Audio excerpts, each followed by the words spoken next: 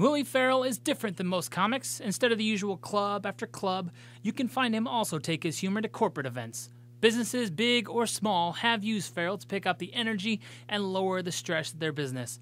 So, when he stops in Omaha, you know you're going to get a different comic experience. Hey everybody, Dustin Dales here. I'm hanging out with Willie Farrell. He's going to be headlining the Funny Bone Friday night, Saturday night, and it's also got a show on Sunday. Yes. I want to thank him for joining me. How you doing, buddy? Good to have you here. Good to have you here in this little 8x4 room. We keep it tight and we're in a phone booth, which dates me right there because you young kids, a phone booth is a phone you used to have to use before you had a cell phone. So look that up. Google that. Yeah, exactly. So now, unlike a lot of unlike the majority of the comics that come through, you're more of a corporate comic. Yeah, right? Well, I've been doing it for years. Yeah, I'm an old man. I mean, I'm going to be 60 coming up, and I've been doing this for over 30 years. And I did the whole thing. I used to work the clubs a lot, and but as I gotten older, I found that the corporate seemed to be more my niche. I still do cruise ships. I still do Vegas. I still do Atlantic City, and I love doing the Funny Bone here. It's one of my favorite clubs. But yeah, I'm not one of those comics that you'll see out week by week at a comedy club. Yeah. Now, how does it differ when you're performing in front of a comedy club crowd versus a corporate crowd? Is there a difference? Yeah, a lot. It's definitely got to watch your P's and Q's. You got to. I mean, there's a little. I mean, here anything goes. And I'm not by any means an R-rated comic, but you know, an F-bomb will drop every once in a while here. That you can't do it there. You have to really watch what you say. But I like doing both of them. I mean, it's a change of pace. I enjoy both. Yeah. Do you intertwine your material from there to here? Yeah, for the people that don't know me, I don't know how, if you'd call me, I'm kind of like an improv stand-up. I mean, okay. I get on stage, it's kind of a Don Rickles thing. I got material, but if I get into the crowd and I find some people that are interesting, it just turns into a big conversation with everybody, and it's a lot of improv. Do you like to do that a lot on your That's I enjoy it more and more, and I think it's because I'm old and I can't remember my material anyway, so it's. Yeah, I'm just grabbing the straw sometimes, but yeah, I do. It can't be easy though. Sometimes you gotta. I'm sure sometimes you get those responses that you're just not expecting, and you have no idea where to go. Yeah. Then that's when you go back into the material. I mean, if you're talking to somebody it doesn't go well, then you go back into the material. A couple times I've made mistakes. I've called women guys because they look like guys. Made fun of a guy one time in the front row, and he said he was on disability, and I said why, and I looked down, and his entire leg was gone, and I don't know how I didn't see that, and. Yeah, so I've had some blunders, but you know, it all makes for most of the time good comedy. Mm-hmm. Yeah. How long have you been doing this now? Over 30 years. How old are you? How old am I? I'm 26, so holy a little bit longer cow! than I've been alive. Yeah. All right. Where were you born? Right here in Omaha, Nebraska. Oh well, okay. I was playing back here back then. Oh yeah? Yeah. When was do you remember your first time in Omaha or Nebraska? Let me think. It was well before there was the Funny Bone. There was like a Spaghetti Works back a long time ago down at the market area. But yeah, I started here in the Funny Bone. Whenever it started here in Omaha, I was here.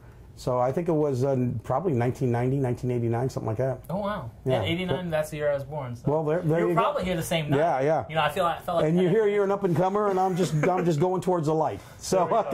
Getting ready to die. Anyway. So now you all those years, 30 years now, you find yourself more in Vegas now, right? Yeah, I try to. I mean, I like it there, and I'm married. I've been married over 20-some years, and I've got a daughter who's in her second year of college. Oh, nice. So we only have one child. I mean, I tried to, and I think that's why I got to the corporate more than doing the other stuff. Is I tried to make as much time as home with her, to follow her, and now that she's in college, she doesn't seem to have time for me anymore. So now I can go do what I want. But I've been very fortunate, and I've been able to pick and choose where I wanted to go and what I wanted to do. And I got a great marriage, and I got a great kid, so I can't complain. Where's she go to school at? She's at Grandview University in Des Moines. She last year she was second team All-American in softball. She's a pitcher. She's a pretty good little pitcher.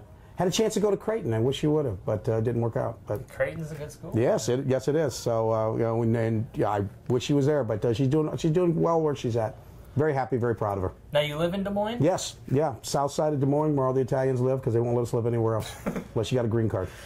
Now, I understand coming up as a comic, the Italian kind of played into it a little bit. Oh, yeah. Now, are you Italian? I'm not Italian. I'm Scottish. Oh, okay. Well, if I see you in a kilt, maybe. But I'm drinking scotch, too, so we can get along. But, there you go. Yeah, I grew up, and, they always say the right comedy from where it comes from. And my father was actually kind of a sinister kind of guy. He grew up in Chicago, worked for Al Capone, and was kind of a gangster. And And it's funny, one of the jokes I wrote was, people say you're Italian, say something in Italian. I said, get in the trunk. And then I got a whole bit on that. And a lot of stuff about being Italian. And yeah, it's a fun act, I think. I mean, if you come out and see it, you'll have a good time. Now, there's a new movie coming out with Johnny Depp. Whitey Bulger. Yeah, now he was an Irish mob guy, but Italians, we respect him. He's a pretty badass dude. I mean, he's still alive. I mean, and he did some pretty evil stuff, and he was on the lam for quite a few years. Yeah. So, and Johnny Depp looks like he's good. Johnny Depp's good in anything he does. So, I'm going to definitely go see it. Yeah. Now, do you get a lot of admiration for old mobster films? Like, do you watch them? Yeah. I mean, every Italian kid in the world. I mean, you ask any Italian kid worth his salt, if you ask him what his favorite movies are, it's Godfather 1, Godfather 2. We don't like Godfather 3. Then you got Goodfellas, then you got Casino, and then, Scarface is actually about Puerto Ricans and Cubans, but we like that too. But, I love all the good mob movies. Yeah. Do you have a favorite, personally, other than Godfather? Godfather 1, Godfather 2. I like Casino, I like Goodfellas. I'm going to try to see if I can find one that no one knew. There was a movie called The Gambler with James Caan back in the 80s. That was a good movie and had some mob guys in it. Oh, they remade it with somebody. I don't know who they remade it. But if you ever see The Gambler with James Caan. Oh, The Gambler. Is that the one they remade with Mark Wahlberg? Yes, yeah. Okay. But go see it with James Caan. I've seen the Mark Wahlberg. I didn't realize that was the James Caan was fantastic. Did you see the Mark Wahlberg? Oh, yeah, I like that too. Kind of the same thing? Yeah. But the James Caan one was better. Oh, yeah. Yeah, so, rent it. Any other good movies out there lately you've been checking out? Lately, I haven't. Nah, not really. I'm one of those. I've got a friend. Being Italian, I got a friend that kind of gets lifts movies for me, so I don't have to go to the theaters. But we'll keep that a secret. Keep that on the down low. Yeah, gotcha. Exactly. Yeah. So you in Vegas most of the time? Do you live out there as well? No. I just go out there and I play. I've got a couple clubs I do, and I do some corporate stuff out there, and.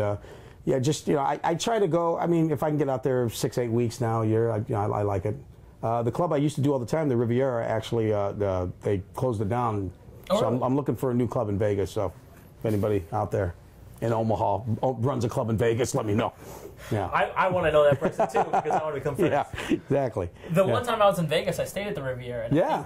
I think that was about 4 years ago. I was probably out there. That was an old school place, man. That was that was back in the 50s. But it was a fun. They had a fun comedy room. It was like a 250 seater, and it was always full, and it was a good time. So I missed that, but I'll find something else. If some people are heading out to Vegas and they want to check out a good comedy club in Vegas, what were some recommendations? I would say Brad Garrett's place at the MGM Grand, okay. The Laugh Factory at the Tropicana, and of course the Improv at Harris. All three great clubs.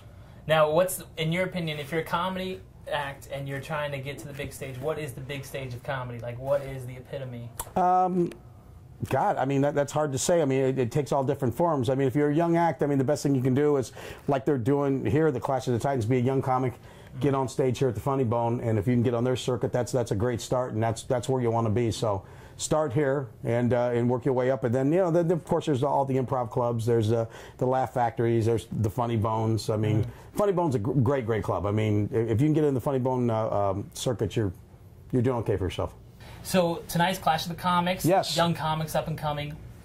New people that say they're trying to get into it. What advice would you give them as a veteran who does all the different stuff? Things have changed. I mean, I don't think that it's as simple as it was back when we were there. But any young comic, I would tell them, number one, write as much as you can.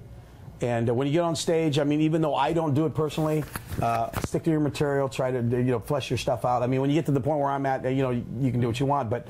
Write as much as you can, do your material, get on stage anywhere you can. I mean, there's a lot of guys will do it, and they'll only get on stage if there's so many people in the audience. Oh, there's nobody here, I don't want to get up, or they only do shows where a bunch of comics are, and they only do it for their friends, kind of thing. So where you get that kind of like a false security because your buddy's going to always laugh at that one joke. So yeah, you get up where you can and do it as much as you can. And as far as writing clean or dirty, I don't care personally. I mean, if you want to do TV, you should write clean. If all you want to do is to work the clubs, you write to your strongest point, right to what you know.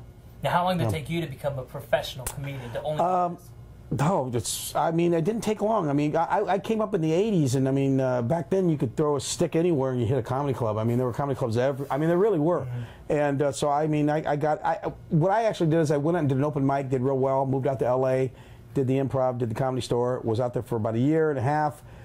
Mother had some problems, came back home, family thing, got back into my uncle owned a beer distributorship, got doing that for about 2 or 3 years. And then I would watch TV and see all these guys that I knew out in LA were all working. I thought I'm going to get back into it. Went down to Kansas City where there was a club called Stanford & Sons at the Westport. Got up on stage there, and one of my first big gigs was working with Sinbad. He was the middle. He was the middle act. Wow. Sinbad was the middle act. To just show you, and I was the MC. And then I just kept doing it from there, and it never really stopped since then. I mean, that's how I've been paying my rent for 30 years. But yeah, I mean, nowadays, I mean, I think it's tougher than it was back then. I mean, I know the money really hasn't gone up in 30 years, to be honest. So it's a tough thing. I mean, if you want it bad, you know. And with the young guys, I would tell them, as much as you can move around, move around. I mean, Omaha's a great market, but if you can go to Des Moines and see a different crowd, go there. If you can go to Kansas City, if you can go to Minneapolis, you know, that's what I would say. Now, getting out of the comedy talk. Sure. You're a Cubs fan. Yeah, Cubs and Yankees. Cubs and Yankees. Yes. How's the season going? The Yankees actually are surprising. They weren't supposed to have this good a season, and they were only like 1.5 out from the Blue Jays, so I'm surprised with them. Cubs, actually, from what I remember, they were going to be good. Next year was supposed to be. That's when, and I think they've surprised everybody. What they did to the Cardinals, they should have won that third game, but the great young bunch of ball players. That Arrieta's pitching tonight, as a matter of fact, he's good.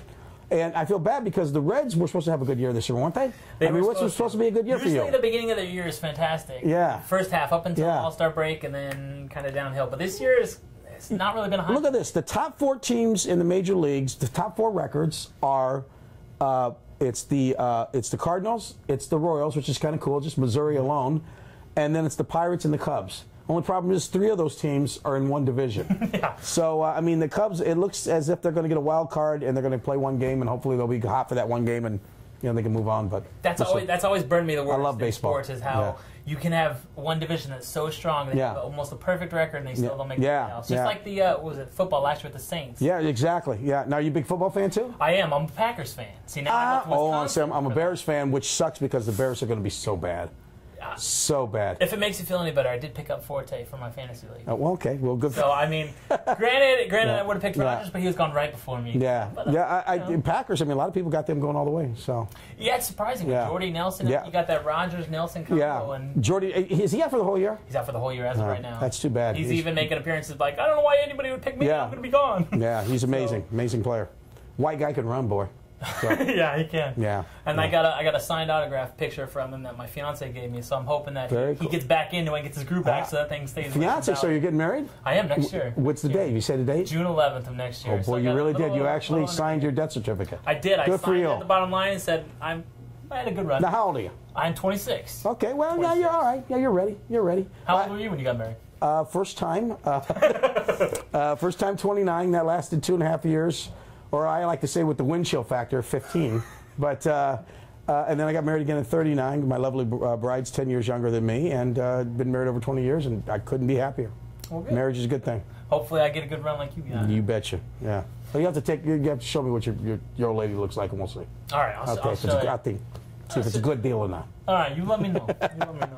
Okay. Well, like I said, he's going to be in town all weekend long. Friday night, Saturday night, and he's even got a show on Sunday. So make sure you come out to the Comedy Club. Willie Farrell, and if you got a corporate event coming up, I'm your guy. He knows what he's doing. I know what I'm doing.